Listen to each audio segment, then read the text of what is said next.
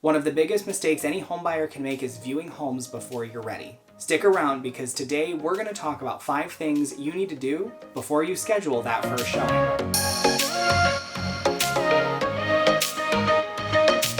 My name is Cody Jones and welcome to my channel, Leveled Up Home. I'm a licensed real estate agent in Louisiana and Michigan, and I love helping home buyers and home sellers level up their house game. If you're here today because you're renting and you're ready to make that move into home ownership to build equity, or if you have a home and you're ready to sell that home to upgrade, or maybe you need to downsize, we can do that too. Either one of those situations, this video is for you. So you've decided who you want to use as your trusted real estate professional. That's great. And you might be thinking the next step is logically to go schedule a showing. I'm here to tell you that that's not quite the case. There are a few things that you're going to want to do before you schedule that showing to make your time easier down the road. Don't get yourself in hot water when you're ready to write an offer because you haven't done these things. So let's dive right in. So the very first thing is figuring out how much you can afford. Now there's a lot of things that go into affordability, but one of the biggest things that you want to do before you start scheduling showings is get pre-approved. And I know you've probably heard many real estate agents say, get pre-approved, get pre-approved. I want to say it just one more time. Get pre-approved prior to scheduling your first showing. I promise you, as scary as it sounds, it's going to make things easier down the road. Realistically, we can't make the best decisions for you and your family if we don't have that pre-approval in place before we schedule your first showing. So let's talk about some of the things that the lender's gonna need in order to figure out how much you can afford when it comes to purchasing a home. You wanna have your last 2 or 3 pay stubs. You wanna have your last couple of years worth of taxes, so you wanna have your tax returns available. You wanna have your social security card and driver's license. Even though they're not gonna ask you for that right up front, it's always good to just have a scanned copy of them and submit it with your application. And then the other thing that you're going to want to do is you're going to want to monitor your credit and figure out just where your credit situation is at. So apps like Credit Karma or the reporting that goes into your credit card or bank's apps, those don't necessarily report the correct credit score. So I'm going to recommend an app called MyFico. You can sign up online on a computer. You don't have to download the app if you choose not to.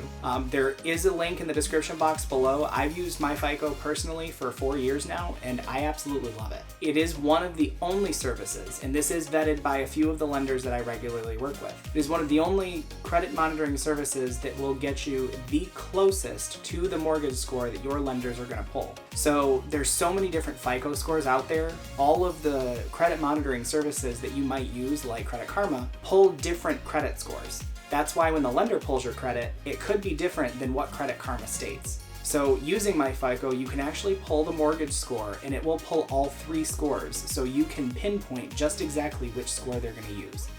I've had it be between 5 and 10 points off. It'll get you very, very close. I know when I refinanced my home last year, I asked the lender to give me all 3 credit scores that they pulled, and every single one was spot on.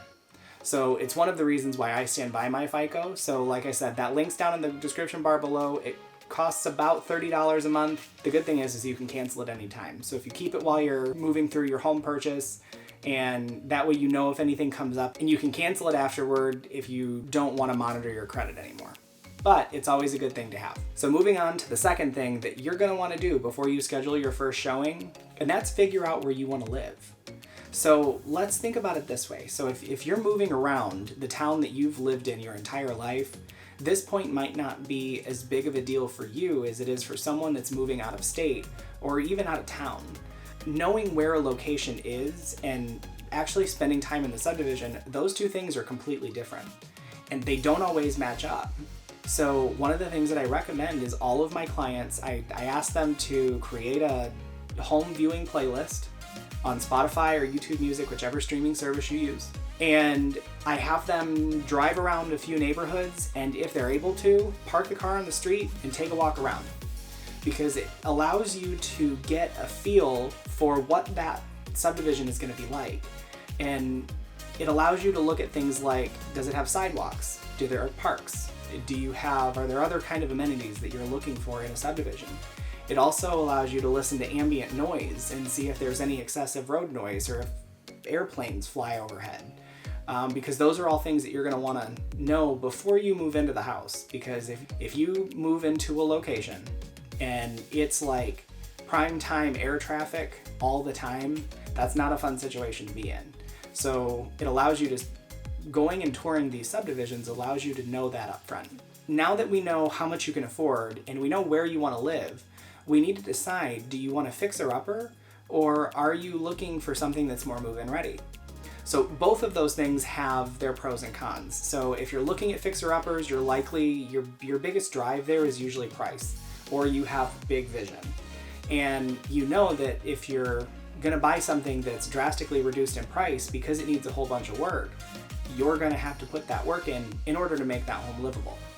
And if you're looking at fixer-uppers, you need to take a look at your living situation and think about whether or not you have some place to stay while the house is being renovated, or if you're okay staying in the house in the shape that it's in. Now as we move into thinking about move-in ready houses also have their pros and cons. And the first thing when you think about move-in ready is new build. If you're moving into a new build home, it's brand new, everything is yours for the first time, you get to experience that home's personality first, and all homes, just like people, have personalities and they all have things wrong with them. But new build properties are less likely to have major things go wrong up front.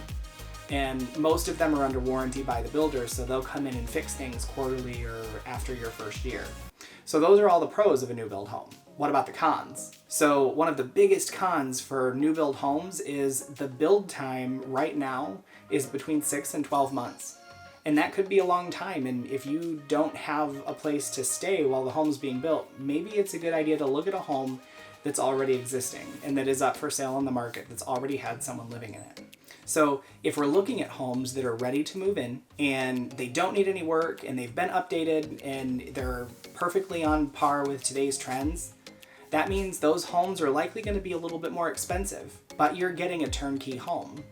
They probably won't be as much as new build, but they're going to be towards the top of the pricing brackets. But you can also find existing homes that are for sale that already have people living in them that maybe need a little bit of updating. So you're not doing a whole bunch of work, like you're not replacing floors, you're potentially just doing some paint or changing out some fixtures. You're not putting on a new roof, you're not replacing the air conditioner, things like that, but doing little things to make the house match today's trends. Those houses are going to be a little bit less expensive, but they're still going to be more than a fixer-upper.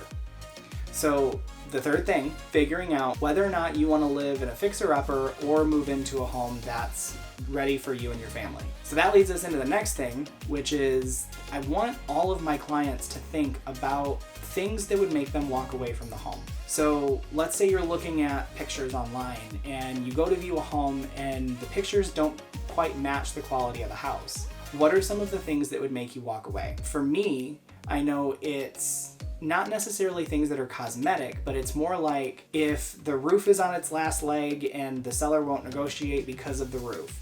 If the hot water heater or the furnace is really, really old and they won't give us a home warranty. Those are things that would ultimately make me personally walk away from a transaction.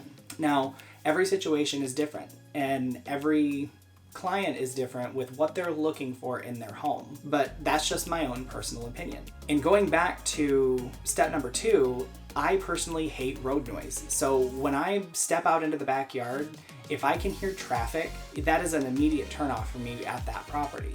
So I always point my clients to that because it is something that really frustrates me and I don't want that to frustrate them down the road when they already have closed on the home. And now we move into the fun stuff. So as we think about what you want in the home, I always have my clients pick top 3, bottom 3. So your top 3 things are going to be things that you have to have. So it could be things like I have to have a 2-car closed-in garage, no carport. I have to have a home office because I work from home, and I have to have a fenced-in yard because I have a dog. So those are, let's say, the top 3 things that you're looking for in your home. And your bottom 3 things are your wants. So your top 3 are your needs, your bottom 3 are your wants. And the bottom 3 are things like, I'd really like a pool because here in Louisiana it gets super hot and I like to spend time outside, but I can't stand the humidity, so I want to be able to take a swim whenever I want. I also want a shed because I have so much stuff, but it's not necessarily that important as long as the garage is big enough. But if we can find a house with a shed, Perfect. And the third one could be, I want a house that's on an acre and a half lot if possible. Now, a home in a subdivision is good, but I prefer a home that's on a little bit more land. So all of those things are your wants. So you have your needs and your wants, and for me personally, as the agent, I'm going to send my clients all of the homes that have their top 3 things and let my clients decide which ones they want to choose from. Now, if they don't have the top 3 things, I filter those out. So I use that as a very top filter. So I use that as like a middle filter. So bedrooms, bathrooms, square footage, location-ish are the things that I filter for first, and then I filter by the top 3. And then I go through all of the homes that are on the top 3 lists, and I try to filter for homes that have the bottom 3. So I really try to zoom in on what my clients are looking for to make their lives just a little bit easier. If you've made it this far, thank you so much for watching. You're on your way to home buyer success. Give this video a thumbs up, subscribe to my channel, and hit that bell button so you know as soon as I upload a new video. If you're watching this as one of my clients, thank you so much for being the best part of my business. I truly appreciate it, and I'm so glad to be a part of your home buying journey. If you're not one of my clients and you'd like to work with me, my contact information will be down in the description box below. You can call me or text me. My website will also be down there if you want to reach out through me there. I'm giving away my free home buyer's guide that has all of these steps listed as well as a few more, and the link for that is also in the description box below. So you'll enter a little bit of information and it'll automatically download that home buyer's guide. And next, I want you to watch this video about home inspections. And yes, they really are that important.